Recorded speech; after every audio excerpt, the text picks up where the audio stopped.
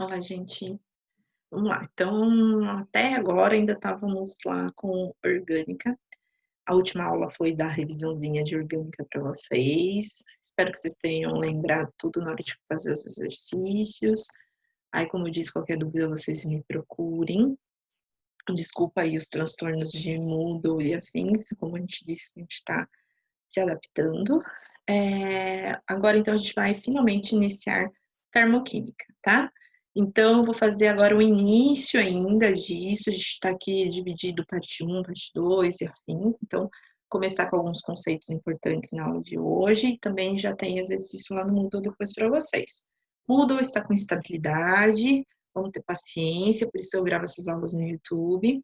Vejam a aula e depois, quando vocês conseguirem acessar, vocês tentam fazer aí os exercícios, tá? Vou fazer aqui o compartilhamento da tela com vocês.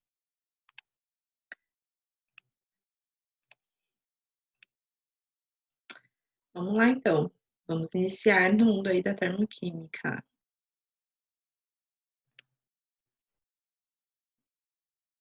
Vamos lá, vou olhar um pouquinho aqui. Termoquímica.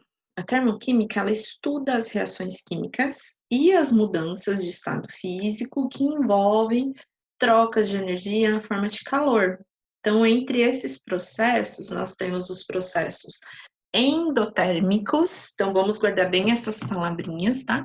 Processo endotérmico, que são aqueles em que ocorre a absorção de calor. Então, a gente tem aí, a gente vai entrar um pouquinho mais para frente, temos algumas reações que liberam calor, então a gente vai sentir aquecer, e algumas reações que absorvem calor, que se resfriam, tá? Então, eles precisam roubar calor do ambiente. Então, os processos endotérmicos são aqueles que absorvem calor, eles precisam receber calor, tá? Então, o prefixo endo significa para dentro, tá? Receber aqui. Então, reagentes mais calor, vou ter os produtos. Então, é uma reação que eu preciso de calor para acontecer.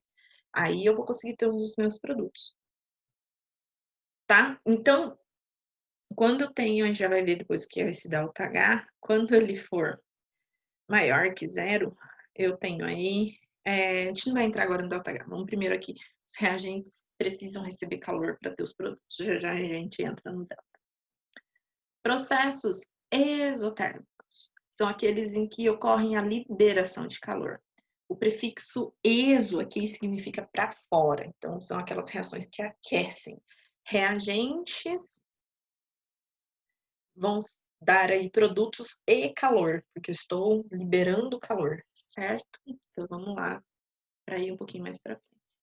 E então o ΔH é a variação de entalpia, que essa variação de entalpia, ela leva em consideração o ΔH dos produtos menos o ΔH dos reagentes, tá?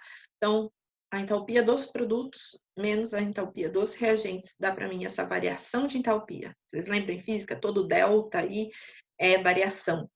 Então, a variação de entalpia é os produtos, a entalpia dos produtos menos a entalpia dos reagentes. Então, um processo endotérmico. A variação de entalpia desse processo, ou calor envolvido nos processos endotérmicos, sempre vai ter um valor positivo. Por quê? O valor de entalpia dos produtos vai ser maior do que o valor de entalpia dos reagentes, tá? É aqueles que ele precisa receber calor. Então, a entalpia dos reagentes, a gente tem um valor. Ele ganha energia, ele ganha calor, e aí você tem um valor de entalpia maior. Então, essa variação vai ser sempre maior que zero, tá? Sempre vai ter um valor positivo. Olha aqui, tá bem ilustrado nesse gráfico. Valor de entalpia pelo caminho da reação. Então, a entalpia dos reagentes tem um certo valor. Quando a reação está acontecendo, está aumentando. E aí eu tenho a entalpia dos produtos, um valor maior. Então, essa variação produto menos reagente vai me dar um valor de ΔH positivo. Quando eu estou falando aqui de um processo exotérmico, a entalpia dos produtos é menor do que a dos reagentes. Então, a variação de entalpia desses processos exotérmico sempre será negativa. Então, olha, eu tenho um valor de entalpia.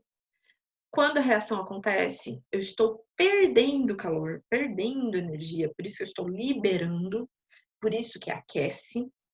Então, o valor de entalpia dos produtos fica menor. Se eu vou fazer produto menos reagente, esse valor vai ser maior, eu vou ter um ΔH negativo, tá? Então, ΔH positivo é sempre de uma reação, de um processo endotérmico, onde tem absorção de calor.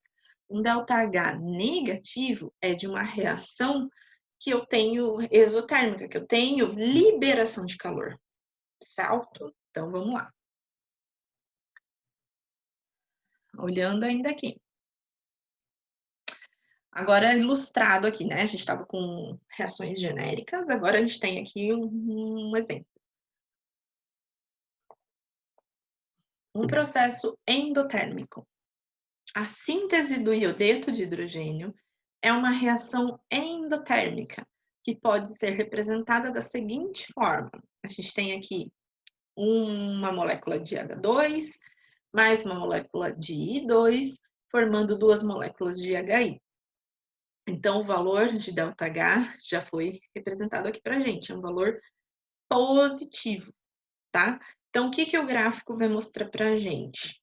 Quando eu estou falando de um processo endotérmico, eu tenho o valor das entalpias dos meus reagentes menor do que o valor da entalpia do meu produto.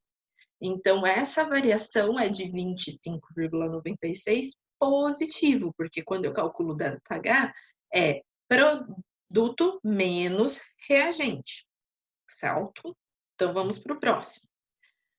Processo exotérmico. A combustão do gás hidrogênio libera para o meio 68,3 quilocalorias por mol de H2. Então, nós temos aqui a reação H2 mais meio de O2, formando aqui 2H2O, tá? Então, o que eu tenho aqui? Um ΔH, nesse caso, negativo, porque está liberando calor. Então, menos 68,3 quilocalorias por mol. Representando isso no meu gráfico, eu tenho que a entalpia dos reagentes é maior do que a entalpia do meu produto. Então, essa variação é de menos 68. Então, um processo exotérmico, eu sempre vou ter um ΔH negativo. Um processo endotérmico, eu tenho um ΔH positivo. Vamos ver mais um pouquinho. A figura abaixo aqui está mostrando para gente mudanças de estado físico. Lembra lá, né? Quando eu tenho aqui, estou passando da água aqui, do gelo para água líquida. Eu tenho aqui um processo de fusão, tá? Uma mudança aqui de estado físico, conhecida como fusão. Depois, a água do estado líquido vai para o estado gasoso. Eu tenho a vaporização, tá? Tenho processos inversos. Eu saio aqui do estado gasoso e vou para o estado líquido, liquefação ou condensação. Do estado líquido para o estado sólido, eu tenho a solidificação. E eu também tenho o processo onde eu saio aqui do sólido direto para o gasoso, que é a sublimação, ok? Então, vamos olhar aqui, classificar cada uma dessas mudanças de estado em endotérmico e exotérmico. Ó, quando eu saio, o que acontece aqui? Eu tenho uma temperatura gelada, né? Tô uma temperatura baixa. Eu tenho que aquecer para eu ter o estado líquido. Então, eu tenho que ganhar energia, eu tenho que absorver energia para conseguir fazer passar do frio, do gelo, para a água no estado líquido. Então, esse processo de fusão é um processo endotérmico, onde eu preciso absorver energia para conseguir mudar o estado físico. Quando eu estou aqui também da água líquida para chegar no vapor, o que a gente faz? A gente tem que aquecer no fogão, não tem? Tem que colocar energia ali. Então, eu tenho que, para vaporização, um processo endotérmico, porque ele precisa receber energia para conseguir mudar o estado físico. Agora, se eu tenho aqui, passando aqui do gelo vapor direto, eu tenho também um processo endotérmico, porque tem o gelo, ele vai receber calor, tanto calor que ele vai pular essas etapas e vai direto para a sublimação. Então também é um processo endotérmico, tá? Agora, se eu fizer o processo contrário, tá? Eu vou do meu estado gasoso, eu já quiser ir direto aqui para o meu estado sólido, tenho que baixar muito a temperatura. Então eu preciso aí perder muito calor, é um processo exotérmico. Aqui, solidificação, tá? Eu vou aqui da água para o gelo, o que que eu tenho que fazer? Eu tenho que baixar muito a temperatura, eu tenho que perder muita energia, então é um processo exotérmico. Liquefação, mesma coisa, eu tenho que sair do gasoso e ir para o líquido, eu tenho que perder energia, tá? Processo exotérmico. Então, tudo que eu perco energia é exotérmico, tudo que eu ganho energia é endotérmico, beleza? Então, aqui a gente tem, em uma cozinha, estão ocorrendo os seguintes processos: o gás queimando em uma das bocas do fogão e a água fervendo em uma panela que se encontra sob essa boca do fogão. Então, esse primeiro aqui, quando o gás está queimando em uma das bocas do fogão, o que está acontecendo? Ele está liberando energia, tá? Então, o que é a combustão? É liberar energia. É um processo exotérmico. Libero energia. A água fervendo numa panela, ela está recebendo a energia da boca do fogão. Então, esse é um processo endotérmico, onde eu estou recebendo calor, tá? Então, a gente vai ver ao longo das aulas os tipos de entalpia. Então, a gente tem entalpia padrão de dissolução, que é a dissolução de alguns compostos em água, que pode ocorrer absorção ou liberação de energia na forma de calor, tá? Quem está com o livro são os exemplos da página 89 do livro. E quem não está, não se preocupa, que nas próximas aulas a gente vai ter exemplos mais concretos. A entalpia padrão de formação relacionada com a absorção ou liberação de energia na formação de um mol de uma determinada substância. Então, quando eu tenho uma reação química, eu tenho formação de substâncias a partir de outras. Essas energias de ligação, de formação, a gente tem aí algumas variações de entalpia também. A gente vai ver isso com mais calma. Quem está com o livro, páginas 89 e 90 do livro. Entalpia padrão de combustão. Toda combustão é um fenômeno exotérmico, libera energia, então tem o sinal negativo. Então pensa, estou perdendo energia, meu sinal vai ser negativo. Toda reação de combustão tem que liberar energia. Por que que a gente coloca fogo para acender uma fogueira? Por que que a gente coloca fogo para aquecer alguma coisa? Porque o processo de combustão, ele aquece, ele libera energia. Então, sempre vai ser um processo que vai apresentar um sinal negativo na variação de entalpia, porque ele libera energia.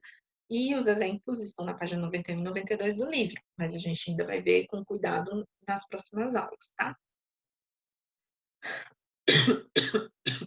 A gente vai ver ainda também com mais cuidado a lei de Hess, que foi proposta por um químico em 1840, através de alguns estudos experimentais, que ele percebeu que a energia liberada por uma reação química não depende da forma com que a reação foi realizada, mas apenas do seu estado inicial e final. Então, não importa se eu tenho várias etapas, o que importa é a minha variação inicial e final, tá?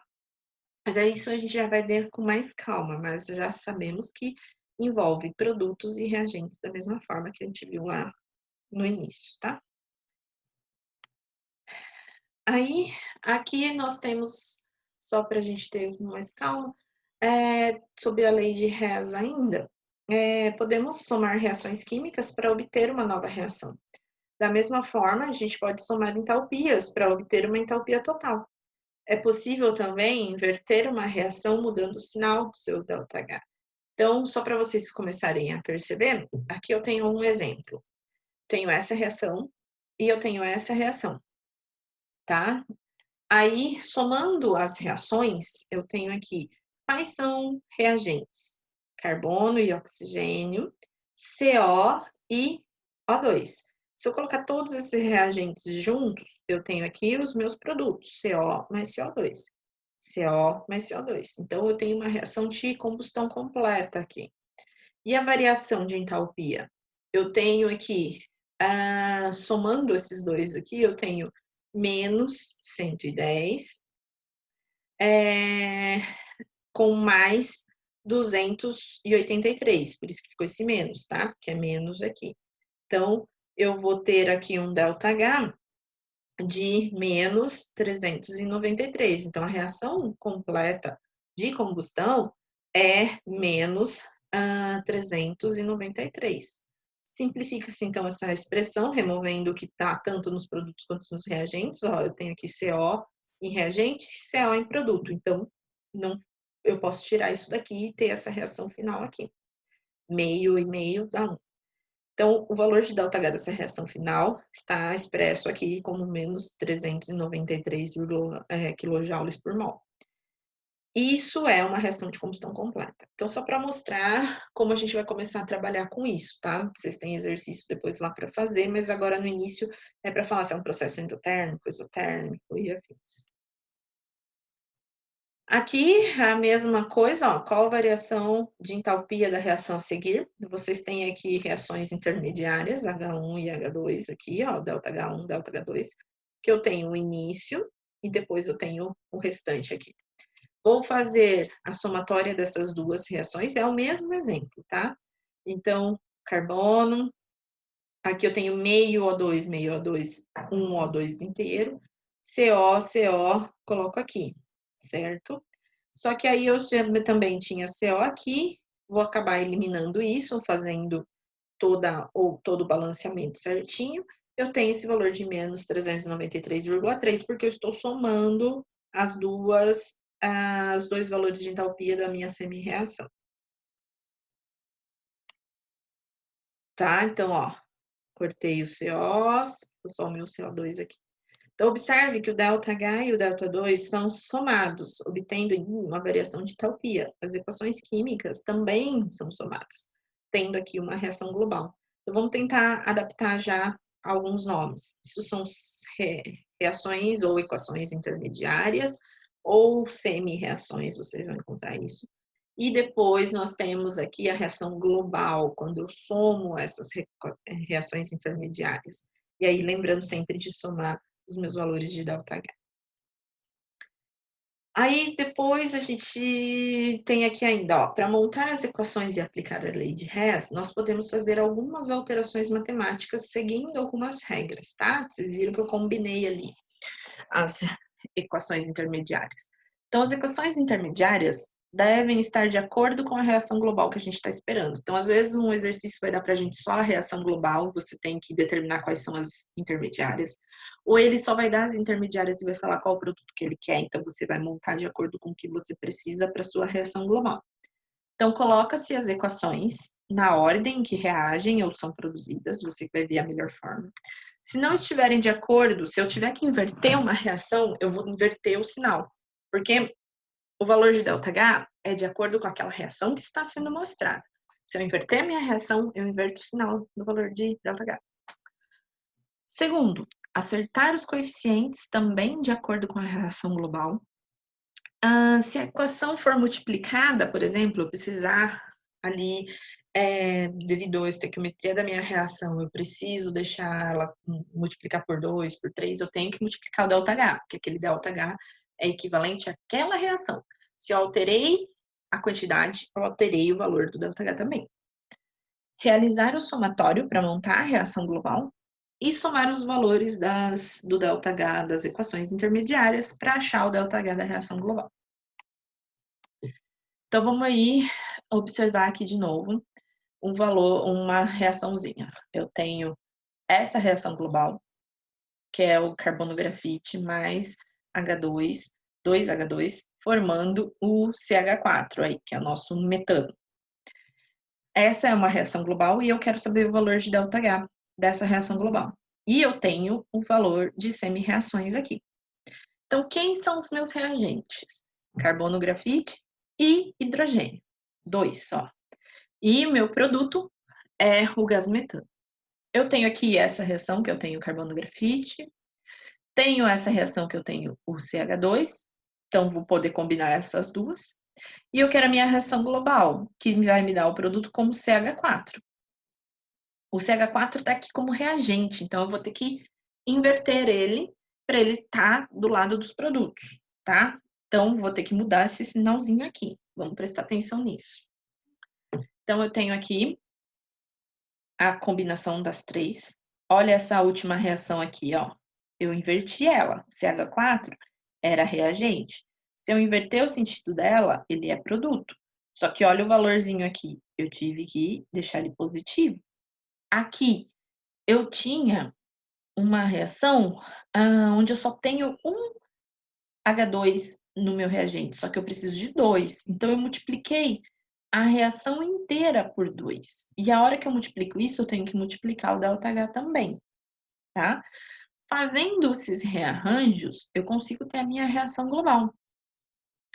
Ó, eu tenho CO2 tanto como reagente como produto. Então, quer dizer que eu posso tirar esse CO2, porque ele é reagente, ele é produto, ele não fez parte da reação. E o que sobrou? Um carbono grafite, ok. O H2, ok. Olha o oxigênio. Eu tenho 2 oxigênios aqui. E eu tenho 2 oxigênios aqui. Ele também pode ser cortado, assim como a molécula de água. Eu tenho água aqui e água aqui. Então, o que sobra a hora que eu cortar tudo? Essa é a parte mais legal quando vocês estiverem fazendo exercício. Vocês vão cortar tudo. Tudo que está em reagente e produto e é igual, corta, corta, corta. O que vai sobrar? Carbono, grafite, 2H2 e o meu CH4. Então, eu tenho aqui agora a minha reação global. E isso eu tenho agora o meu ΔH, que antes era menos 94 para essa semi-reação. Essa daqui eu tive que multiplicar por 2, então ficou menos 136. E essa aqui eu tive que inverter o sinal. Então, eu vou somar tudo isso daqui, tá? Vou ter valores negativos mais esse valor positivo. Vou encontrar aqui um valor de menos 17 kJ por mol, tá? Então, aplicando a lei de Hess, é ΔH1 mais ΔH2 mais ΔH3. Somei tudo isso, eu tenho esse valor que eu encontrei para a formação dessa reação global aqui, tá? Vocês vão ter exercícios parecidos com isso para fazer. Próximo. O propano é um gás utilizado como combustível de lampiões em acampamentos. A reação de formação desse gás a partir de seus elementos pode ser escrita como a gente encontra aqui. 3 de carbono, grafite, mais 4 de H2 formando C3H8. É difícil medir a variação de entalpia dessa reação. Entretanto, as entalpias de combustão são mais fáceis de medir. Assim, a partir dos dados experimentais apresentados abaixo, calcule a entalpia de formação do propano, tá? Eu tenho aqui CH3H8 mais o oxigênio, dando gás carbônico e água. Tenho essa outra semi-reação e essa outra aqui, e os valores delas. O que eu vou ter que fazer? Combinar essas semi-reações para eu encontrar esta. Então, o que eu vou fazer? Olha, isso aqui está como reagente, eu quero ele como produto, então eu vou inverter. Isso aqui eu só tenho um carbono grafite, então eu vou multiplicar essa por 3. E eu tenho aqui, ó, 4H2, eu tenho que multiplicar essa por 4. Lembra que eu tenho que mexer aqui também. Vou fazer todos esses rearranjos e a gente encontra o valor de ΔH. Isso aqui vocês tentam fazer, depois na próxima aula a gente retoma, ok? Então, vou parar aqui a nosso compartilhamento. Tentem absorver tudo isso. Moodle tá um pouco instável, mas tem exercício lá para vocês. E aí a gente vai conversando, ok? Então, esse é o início da nossa aula de termoquímica de entalpia. A gente tem bastante coisa para explorar ainda. Então, vou parar por aqui por enquanto. Até, gente!